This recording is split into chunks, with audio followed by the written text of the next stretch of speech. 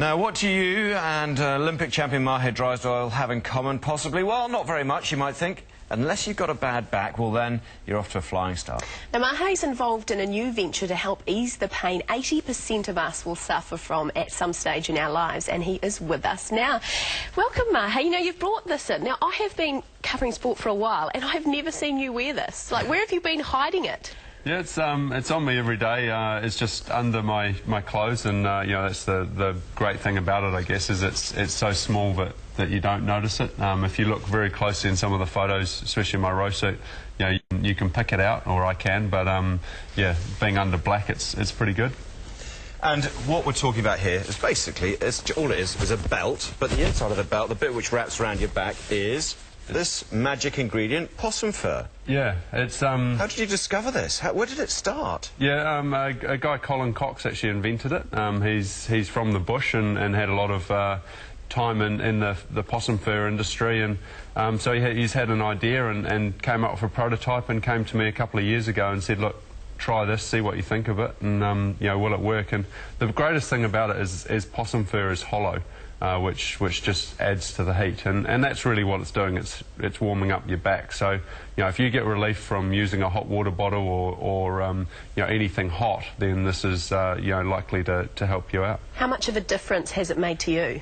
Oh, it's been a huge difference, and you know, like before I got these belts, that's exactly what I was doing. I was using warmth in the morning to warm up my back and get me ready for rowing. But once I got out in the water, you know, then it would just cool down again and stiffen up. Yeah. Now, this has become a big business venture for you, and what was interesting when I was reading the notes was how you've regenerated a knitting factory, is that right, which was about to sort of go down the tubes? Yeah, that's right.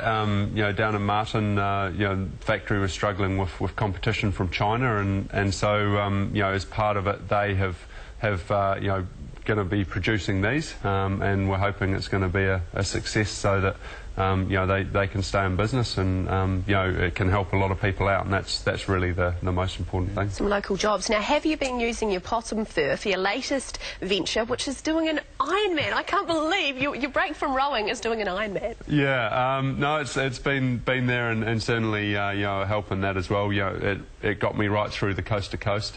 It was there with me the whole way. Yeah, so yeah, I know Ironman, that's in 10 days' time in Port Macquarie. So yeah, it's starting to get quite real now, and yeah, quite scary. It's a long way. And meanwhile, a lot of your rowing colleagues are back in the boats, training hard. This is the end of your off time, is it? And then you're back onto the water. Yeah, so this is the end of my sabbatical. I have been out a little bit on the water just to keep my eye on, but yeah, I'm back as soon as I finish Ironman, and yeah, building up for Henley and the World Champs. And the World Champs, which are in China this year. In Korea. In Korea, are they? Yeah. In Korea, sorry. Yeah, just the difference between, we talked about in the break, the fitness it takes to do an Ironman versus what you do on the water as a rower. How would you describe the difference in fitness? Oh, I think the fitness is you know, similar in a lot of ways. The Ironman is obviously a much more endurance sport. It doesn't only last for 7 minutes, so you know, the training sessions are longer and tougher mentally, I think, is the biggest change. Wow. More fun?